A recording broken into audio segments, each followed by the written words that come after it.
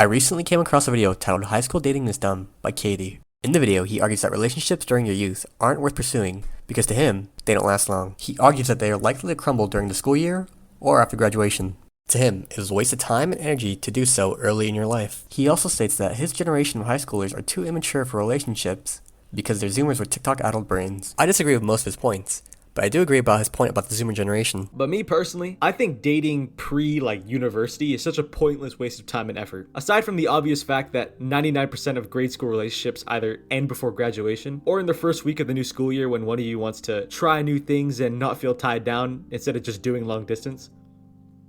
It's code word for they want to get fucked. Or the fact that as a child, you can't really do much with each other besides, doing the deed. Like, you little shits can't even drive yet. Is your mom gonna drop you two off at McDonald's? Are you gonna buy her food with your allowance? It's also just such a drain on precious time and energy. Like, these are years in which it's socially acceptable to mooch off your parents. These are way too valuable to waste chasing relationships that'll most likely end within the next 2 to 3 years at most. And yet so many young idiots are out here dying finyash instead of focusing on not peaking in high school. So this got me thinking about the nature of relationships. Is each relationship equivalent? I want to ask you a hypothetical, and I want you to respond in the comments below. However, I want you to give 2 responses. One response after reading the proposed hypothetical, and another after finishing the video. So your comment should look something like this. Before blah blah blah, and after blah blah blah. Okay, so here's the hypothetical. It is split into 2 scenarios. For the first scenario, let's say currently as you are watching this video, your age, your living condition, your current mental health, etc., we're able to find a partner who you start a relationship with. This relationship lasts for the rest of your life, and you achieve lifelong happiness. To clarify the details in the scenario, this person is around your current age, and you and this person have both been in previous relationships that lasted between 2 to 3 years on average. Now for the second scenario. Let's say hypothetically you're able to date your high school crush during high school. This relationship lasts for the rest of your life, same as in the first scenario. Now a question I want to ask you is, if you were to experience both these hypothetical lives, which scenario are you going to be more happy in? Is it possible to be genuinely happier in one scenario compared to the other? Now I want to clarify before somebody misunderstands. In both these scenarios, lifelong happiness is achieved, but what I want to analyze is the quality of said happiness. Now I know I'm going to get some kind of pushback saying, oh, it's all just memories, you're viewing the past through rose-tinted goggles, it's just nostalgia talking, it wasn't really that great, oh, you have your whole life to live. It gets better in your 30s, your 40s, your 50s, but I beseech you to watch the video until the end and come to your own conclusion. I've always dreamed of a great love. As a teen, what I wanted most was to meet you, the love of my life, and have our story begin. I thought I would be married by now. Some people get that. I've seen it. They get to do all of life together. People tell me, you're young, you have plenty of time. You might meet him in your 30s or your 40s. Just live your life. But how can someone say that? And how can I believe that when we only live one time? We only get to do it all once. Every year we live is the only time we ever get to be that age. And for me, the more time we had together, the better. And how can I live my one life when the most important piece is missing? I am 24 and a half years old. Already, my life is more than a quarter over. Already, I have missed your teen years and your early 20s. I've missed those years and every milestone you experienced in them. I wasn't there. I haven't met you. I don't know you. In case you can't tell by now, I am what some people call a hopeless romantic. And I'm floundering in life because I never thought I would be here now. I don't know what to do with myself. It was supposed to be you and me against the world.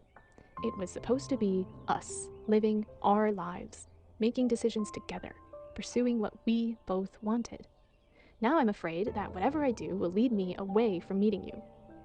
To me, the meaning of life is love, intimacy, closeness, to love someone with every fiber of my being and to be loved back, to fully see someone, their every complexity, their light and their darkness, and to love and accept everything they are.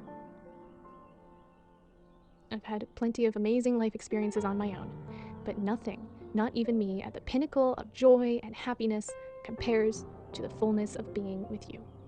For me, finding my one true intimacy and inseparable bond is a human need, no different than food and water. I'm sick of people saying, you must be fully happy and whole on your own before meeting your person. That's like saying, You need to stay alive before you drink water. Ask a happily married couple if they are more or less happy since meeting the love of their life. Of course, finding the person you want to spend your life with makes life happier, more fulfilling, and complete. So, I am doing the best I can be without you. I've done everything I can to prepare for you. I have lived fully. I have traveled, I've grown, and done amazing things that I'm proud of. I like myself.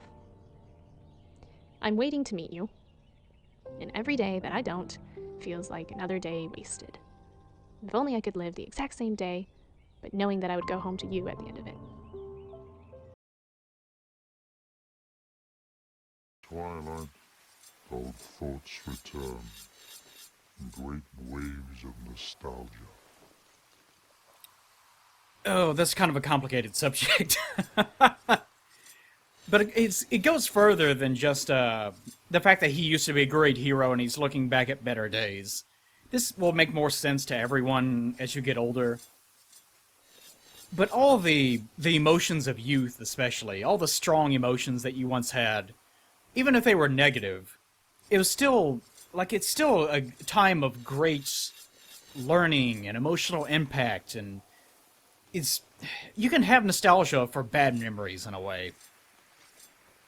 So for Go, it seems to be more about that. Like, he's very, very old at this point, of course. What does he have to look forward to? And this is part of getting older. Like, imagine if you were actually able to be immortal.